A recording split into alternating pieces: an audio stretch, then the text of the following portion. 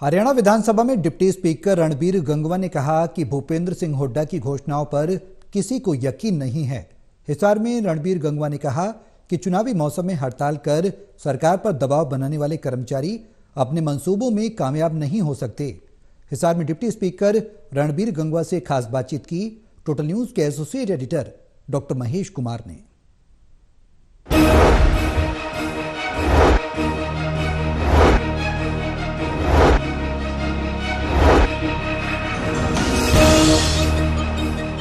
हरियाणा विधानसभा में deputy speaker Ranbir Gangwa इस वक्त हमारे साथ बने हुए। रणबीर गंगवा जी, पूर्व मुख्यमंत्री भूपेंद्र सिंह हुड्डा अलग अलग जनसभाएं कर रहे हैं, एक पूरा माहौल बनाने की वो कोशिश कर रहे हैं। 300 यूनिट बिजली फ्री, इसके अलावा 6000 पेंशन का जिक्र वो कर रहे हैं और 500 में मिलेगा सिलेंडर। भूपेंद्र सिंह हुड्डा की सरकार में ये ऐलान हर तरफ किया जा रहा है, तो अब हुड्डा भी पूरे फॉर्म में नजर आ रहे हैं। देखिए, कांग्रेस पार्टी ऐलान तो करती है, लेकिन उसके ऐलान पे लोगों को विश्वास नहीं है, क्योंकि 10 साल तक उनकी सरकार थी तब तो कुछ किया नहीं।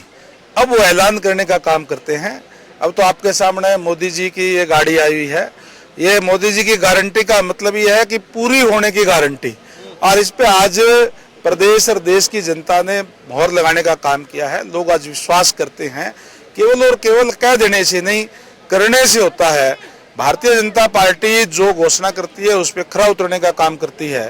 कांग्रेस पार्टी केवल वोट हथियाने के लिए इस तरीके की घोषणा या इस तरीके की बातें करती हैं।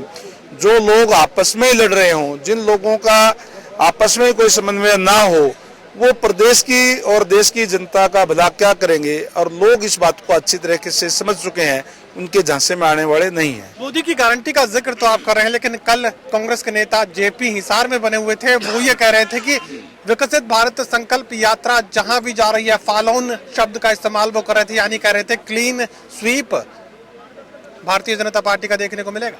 देखिए, ये लोग आपके सामने हैं। हमने तो गांव के अंदर बुला करके भी पूछा है, इन लोगों का इलाज हुआ है, 3-3, 4-4 लाख रुपए का हुआ कि नहीं हुआ। लोगों ने बताने का काम किया कि हमने आकर के करवाया। अभी आपके सामने है कि हमने आधार हॉस्पिटल के अंदर इलाज करवाया, तो एक पैसा भी नहीं लगा। क्या ऐसा पहले कभी हुआ है कांग्रेस के राज्य में?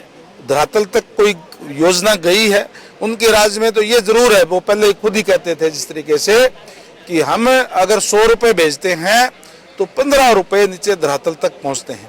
आज अगर नरेंद्र भाई मोदी जी कोई 100 रुपए भेजते हैं तो उसको सवाया करके आदरणीय मनोहर लाल जी नीचे धरातल तक भेजने का काम करते हैं।